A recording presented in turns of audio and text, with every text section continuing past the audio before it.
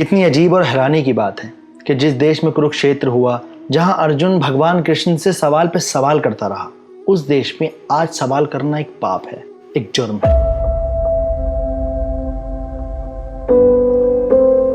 बचपन में अब्बा बताते थे कि दुनिया में दो तरह के लोग होते हैं, एक बेखबर और एक बाखबर। बेखबर वो जिन्हें अपने आसपास हो रही किसी बात का कोई इल्म नहीं होता, वो अपने आसपास घट रही हर घटना से अनजान अपनी जिंदगी में मसरूफ रहते हैं।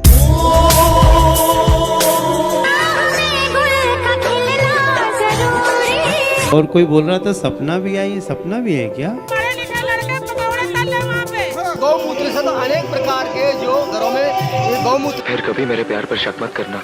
बेखबर इंसान सोसाइटी का वो हिस्सा है जो इस बात पे यकीन करता है कि जो कहा जा रहा है वो सच है। देश के अंदर नहीं, दुनिया के अंदर पहली बार बना है जो हर अस्पताल के बेड और वेंटिलेटर का डेटा इस तरह से ट्रांसपेरेंट कर रहा है। Delhi government is saying we have enough beds, but let's listen to this family. उनको सांस की प्रॉब्लम थी, उन्हें सांस लेने में प्रॉब्लम आ रही थी। यहाँ पे कोई उनको सांस के लिए ऑक्सीजन देने वाला नहीं था। मास्क उनका टॉयलेट में गिर गया, उन्होंने मास्क मांगा तो उनको मास्क भी नहीं दिया। बेखबर इंसान यकीन करता है कि कोई है जो उसके लिए मौजूद है। वो यकीन करता है कि कोई है जो उसका साथ देगा, जो उसकी परेशानी में उसका इलाज करवाएगा, उसकी हिफाजत करेगा, चाहे हकीकत उससे उलट क्यों ना हो। मैं किसी को नहीं छोड़ूंगी।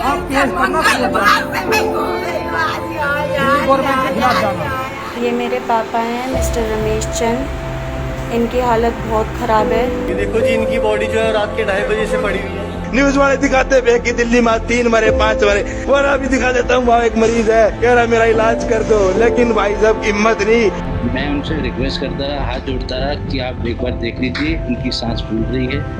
उन्होंने उठने में 10 मिनट लगा दिए, देखते ही देखते सब कुछ खत्म। मेरे अस्पताल में डॉक्टर नहीं है, अपने घर जाओ, अपना इलाज घर करवाओ। अगर रिपोर्ट्स पर यकीन करें तो कोरोना के इलाज का एक दिन का खर्चा तकरीबन 1 से 1.5 लाख रुपए है, जो 14-15 दिन में 20 से 21 लाख हो जाता है। पर बेखबर इंसान इन बातों से बेखबर अपनी जिंदगी मौज में जीता है। शाम की चाय क्या होगी, आज बिरयानी बनाऊं या हलीम, अच्छा सुनो पनीर ले आऊं क्या, वो इन बातों में ही उलझा रहता है। कोरोना से तो नहीं मरेंगे, लेकिन भूखा मर जाएंगे। काफी प्रॉब्लम है सर, रात में काफी दिक्कत होती है हमें सर। जब भी टीवी ऑन करता हूँ ना, तो ये बात और साफ और वाज़ा हो जाती है कि अब इंसान नहीं रहा।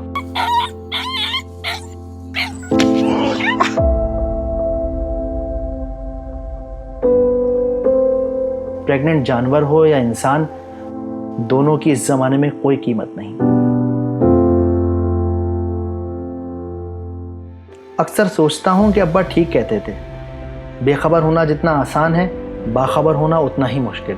मुमकिन है कि इस रास्ते पे आपकी जान भी चली जाए। आजाद आवाजों को दबाए जाने पर चिंता भी जताई थी। उन्हें क्या पता था कि आखिर एक दिन उनकी भी आवाज को इस तरह से दबा दिया जाएगा। हत्या के विरोध में देश के कई शहरों में पत्रकारों ने आज विरोध प्रदर्शन किया।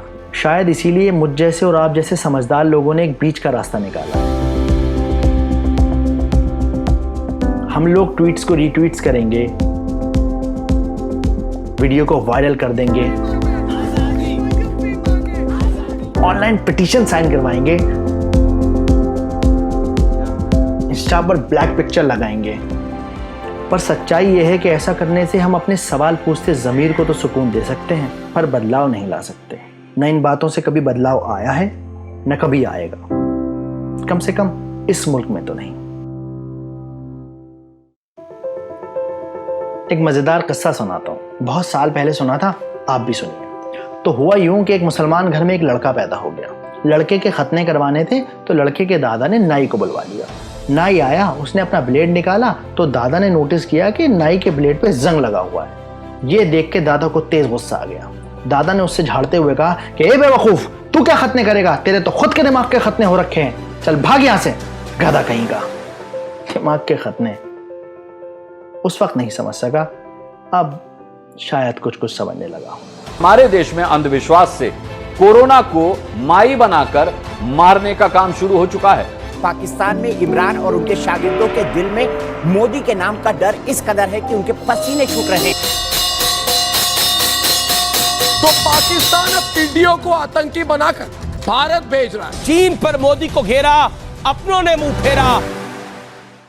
मुझे लगता है कि अब वक्त आ चुका है जब हम अपने आप से सवाल करें, ये जाने कि हम रहनुमा हैं या राहगीर, कहीं हम दिमाग से अपाहिज तो नहीं।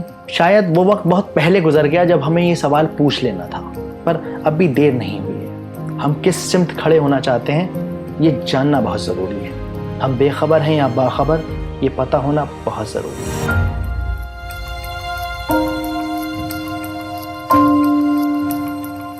अरे भैया, इनसे लाइक शेयर और सब्सक्राइब का तो बोल दो। ये लोग बड़े बेमुरव्वत लोग हैं, ना लाइक करेंगे ना फॉलो। चुप रहो। आदाब।